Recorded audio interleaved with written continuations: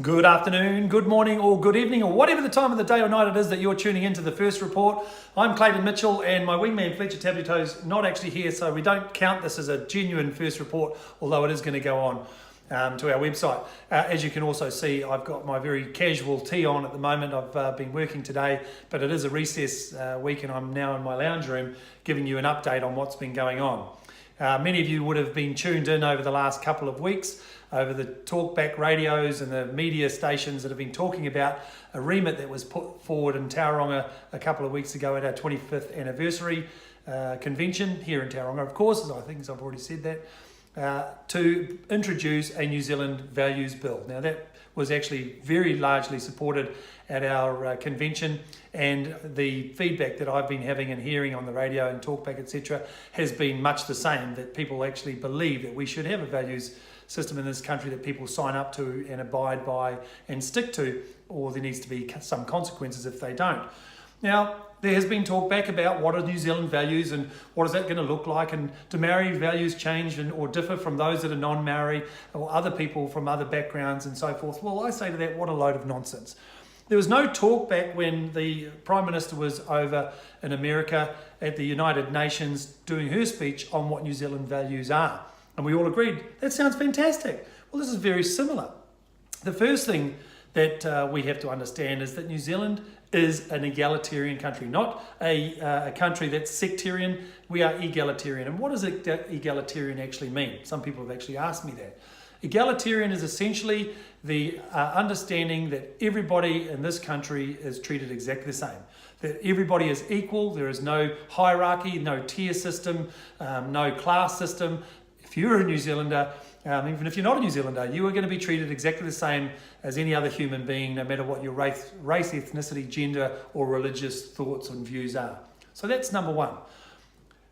The very first point that we raise in these values that we would like to see people sign up to, now this has to still be ratified by our caucus, which is going through a process. I'm just giving you an update on what the actual values bill states, is number one, treating women equally and fairly. 125 years ago, 3 weeks ago, we celebrated a 125-year anniversary of women having the right to vote. And Kate Shepherd fought along with so many other men and women to make that happen for us. And it's a proud piece of New Zealand's history that New Zealand was the first country to achieve that. And we believe that women should be treated absolutely the same as men. There shouldn't be any difference in pay, conditions, rights or privileges from being a male or being a female. That's number one, the right of equality between men and women. The second one is about sexuality and understanding that people are different and people choose different partners, different relationships, different marriage statuses, and that people coming from overseas must be tolerant of other people's sexuality, legal sexuality. If you want to be transgender, homosexual, gay, lesbian, it doesn't matter. We accept people for who they are, not for their sexuality. And that's a key point, number two, that I think we need to stand up and ensure that people respect and are tolerant of and are signing up to those values. The third value is being tolerant of other people's religious views.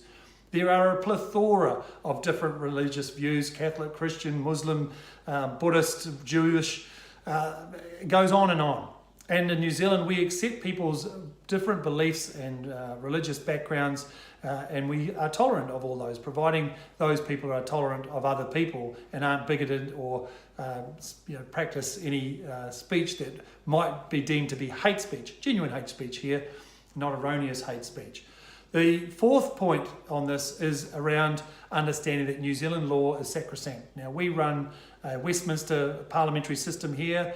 We have a very strong legislative and judicial system here. For any disputes that we have, we go to a court system.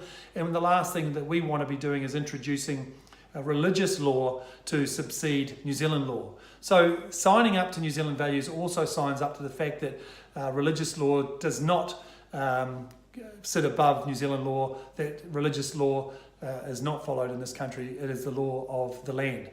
And the final thing that we're asking for in this bill, which was supported as a remit, is the actual understanding to not use violence in our country or as part of our culture to intimidate, to bully, or to do any of those things. Now, I have a proud history of, as a young boy growing up, and taught by my family and my parents, to bully-proof yourself. The old adage of sticks and stones will break your bones, but names will never hurt you. And if somebody wants to physically hurt you or maim you, then I was given the skills to enable myself to stand up and protect myself, as I have done with my children and with my judo coaching for many years, taught people how to bully-proof themselves against such problems. Now, the media have now come through, and rather than discuss and debate the merits of this bill, whether they like them or not, I'm not suggesting it's for everybody. I strongly support the views of this bill and would hope that our caucus supports that moving forward. But the rights to stand up and defend yourself, and yet the media come out here and attack people, play the player rather than playing the ball and trying to pull somebody down to stop an important debate going forward. Well, to me, that's not like a nouveau Marxist media bullying tactic. Well, it's not going to silence myself. It's not going to silence many of New Zealanders, and it just goes to show how grubby and underhanded the media can be with the way that they act and react to situations that they don't feel like they've got a control over. So all I say to New Zealand, that's actually what this New Zealand Values Bill is about. 5 basic points that stand up for your rights as a New Zealander or a new migrant or a refugee coming into this country. This is what you can expect to have if we can pass this through and go through all the stages and bring it into legislation.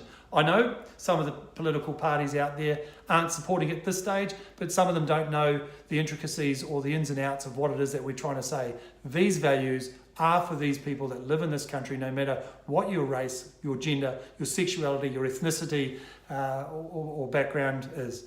That's what we are trying to protect and save New Zealand from what we're seeing internationally in some countries around the world, which isn't going so well for some of those countries. Thanks for tuning into the first report. I'll be back next week with Fletcher Tabuto for another exciting episode of this very thing. See you.